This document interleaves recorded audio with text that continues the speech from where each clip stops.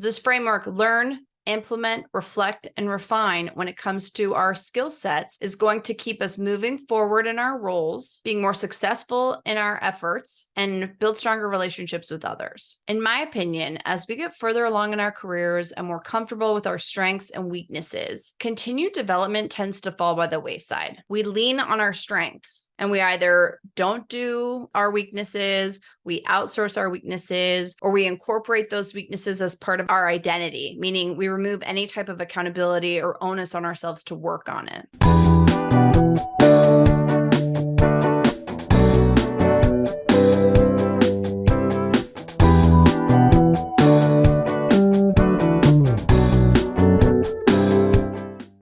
Welcome to Prospecting on Purpose. This is episode 35 of this show. We are in the middle of August, middle of quarter 3, and as usual, time is flying by. 34 episodes leading up to today, and I've realized 2 core themes that keep appearing as a through line for prospecting on purpose. First, we all, myself included, need to continue to practice, learn, and grow in all areas of life, but especially when it comes to our work. If you're taking the time to read, listen, practice, invest in yourself, whether it's with your money or your time, I would put you in the varsity team category, right? This is what creates well-rounded individuals. The ability to actively seek and be open to learning new things, hear different perspectives, and refreshing our mindset on skills or refreshing our skill set on things we've already learned is what separates the pros from the amateurs. And varsity players know that practice is what's going to integrate these skills and new learnings into our way of being. You can practice drills all day long, but if you never get out on the field and play the game, what's the point? We want to get in and play the game. And then, of course, once you're on the field and you start playing, you should be reviewing the tapes, seeing where you could have improved, learn new skills,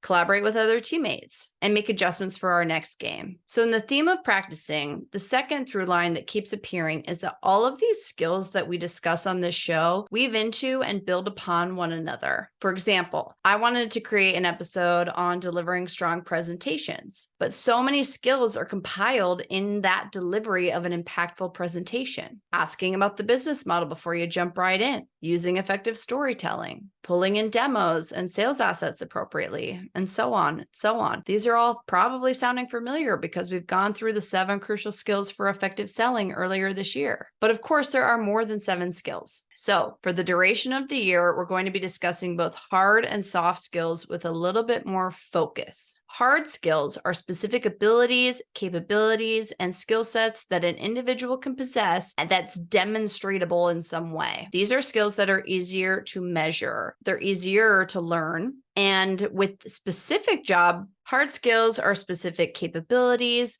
specific abilities, or skill sets that an individual can possess and demonstrate in a measurable way. These are learnable skills that enable individuals to perform job-specific tasks or that may be required for a specific role. Soft skills are personal attributes that enable someone to interact effectively and harmoniously with other people. These are, as you can imagine, much more difficult to measure and more difficult to just teach. This is where we have continued self-improvement and self-development for soft skills and hard skills. So when I say continued self-improvement, continued self-development, learning new things and putting them into practice, and then taking an assessment of how it went, finessing and refining to improve upon it for next time is the only way to sharpen these skill sets and essentially level up.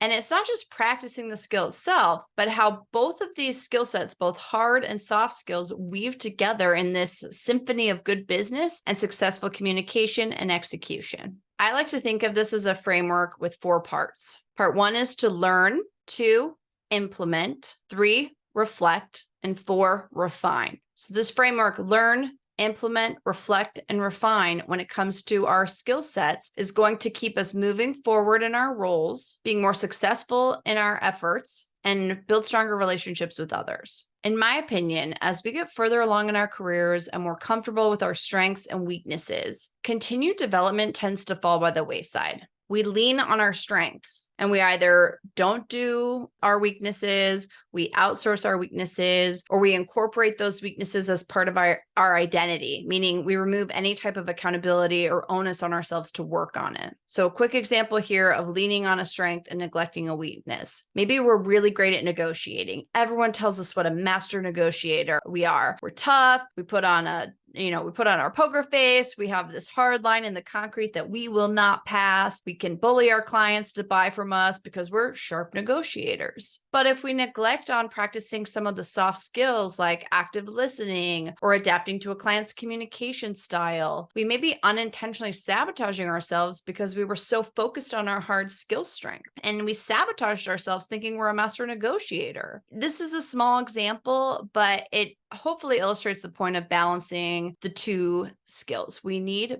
both. So it's a necessity to really look at every type of exchange and interaction and skills development from this framework of learn, implement, reflect, and refine. So from now until the end of the year, the goal of these upcoming episodes will be to do a deeper dive into some of these hard and soft skills. So my intention is to release, a soft skill episode, hard skill episode. Sometimes they fall into both, and we'll talk about that in this episode. And then, as always, have guest experts come on and help teach us their wisdom and teach us their areas of expertise. With these 4 steps, learn, implement, refine, and reflect, this is not a linear process. This is a loop. It's a feedback loop. It's a circle. So what I want to do is I read through these list of hard skills and soft skills. I want you, listener, to take this time and do a self-assessment on how you feel you land in each of these areas. When I'm doing any type of self-reflection, I usually try to rate myself on a scale of 1 to 5. 1 meaning it's an area I'm very uncomfortable with or I'm bad at, and then 5 is an area that I would say I've mastered that skill. So I want you to rank yourself as I'm reading them off. And if there are some areas that make you uncomfortable or uneasy, that might be an area for you to focus on and dive deeper into that skill set so we can learn more about it, practice it, reflect on how it went, and then refine it for next time. So this is this feedback loop. We're continuing this research and implementation. Okay, so I'm going to start with the hard skills. Hard skills can include, but not limited to, product knowledge. Having a deep understanding of the products or services we're selling is essential. So, of course, product features, benefits, use cases, how do we compare in the market? How do we compare to our competitors? That all falls under this product knowledge bucket. Communication skills. Clear and persuasive communication is at the core of any successful sales interaction. You should be able to articulate your value proposition and explain complex concepts in simple terms. I find being a good communicator is an interesting skill set because I consider this both a hard and a soft skill.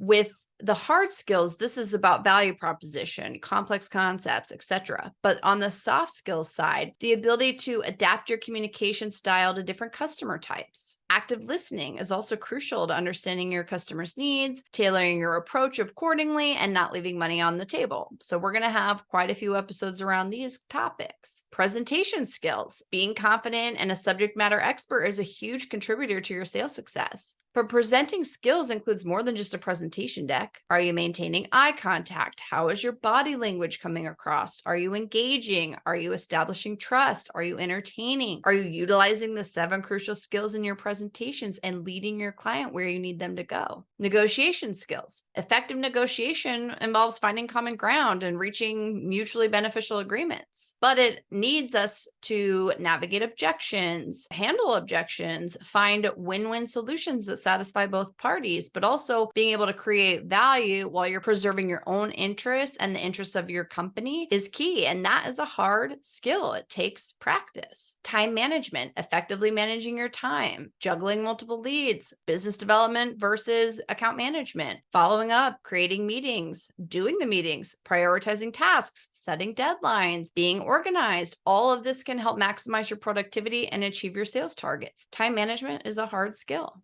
In sales often, and of course, customer service, we use customer relationship management tools and softwares, also known as CRM. Using a CRM tool allows you to track leads, manage interactions, monitor your sales pipeline, helps you stay organized, helps you follow up. It helps set expectations and sales goals. Practicing and learning a CRM takes effort. Project management, that's another one. Budgeting and forecasting, creating sales quotas, managing a team, being an effective leader. All of these falls into this hard skills category. But as you can see, we can't just focus on the hard skill because they all include a balance of the soft skills. So getting into the soft skills, these are areas that can be more difficult to quantify and in many ways more difficult to learn. And I would argue they're more important than the hard skills because most people can learn to use the CRM software. But if empathy doesn't come natural to you, it's going to take more effort to learn, implement, reflect, and refine. That's why it's important to do this work. Examples of soft skills would be empathy, right? Enabling people to connect with our customers on a deeper level, understanding our emotions, tailoring our approaches to meet specific needs, building trust and rapport. All of this falls into this empathy skill. Active listening is a major soft skill, and it's one we're going to dedicate an entire episode on because it is so crucial. Adaptability, the ability to be flexible. How do you handle dramatic change of plans? How nimble are you if a client or a manager throws you a curveball?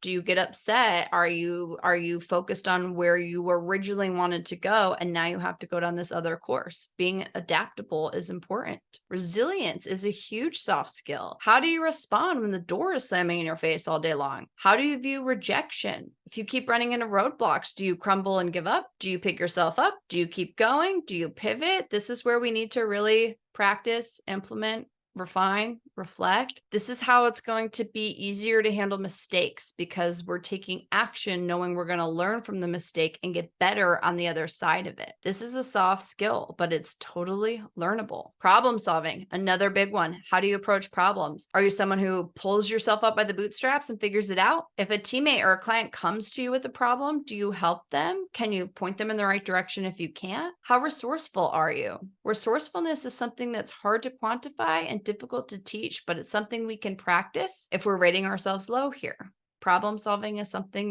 that's a wonderful asset to have and always required in a sales role. The ability to influence, whether it's a customer we're trying to influence or an internal stakeholder that we need to influence. I think even more of a soft skill to master is the ability to influence without authority. So that's going to be a dedicated episode, and I'm looking forward to that one. Confidence is a huge soft skill. It's wildly important. And this is a great example of practicing it, reflecting, and refining. That's the only way to build confidence is get better at all of these skills. Relationship building, we talk about relationship building a lot on this show, but if you have a strong relationship, then the harder skills you need to implement become less hard, in air quotes, right now, because we already have an established relationship. So negotiating doesn't need to be so tough-faced if that relationship infrastructure is already there. Working with a team. How well do we collaborate with others? Networking and business development. How do we approach it? Cultural sensitivity, integrity and ethics, emotional intelligence, the ability to recognize, understand,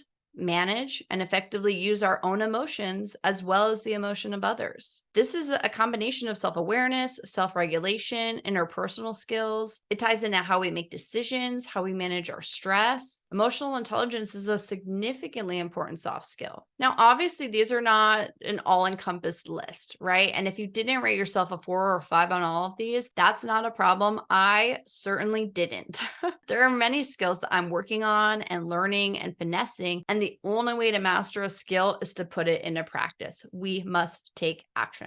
Balancing hard and soft skills is essential for becoming a well-rounded and effective professional. Remember that finding this balance is an ongoing process. Prioritize continuous improvement, be open to feedback, and maintain a growth mindset. And what separates the pros from the amateurs, what makes us a varsity team, is the ability to learn, implement, reflect, and refine. I am excited to get into some of these in more detail. We're going to dive deep into some of these hard and soft skills. We have great guests coming up to support us in these efforts as well. I know it's going to serve you. And of course, I'm learning a lot as we go through it and build and practice because this is how we grow. I want to thank you for tuning in to this week's episode. If you'd like to stay up to date on the latest from me, please head to connect.sarahmurray.com and we'll get you on our list. I have some fun things cooking and would love to be able to share them time with you. And then, as always, if you enjoyed this episode, please subscribe, rate, leave a review, and share with a friend. Thanks so much for listening, and I'll see you next week.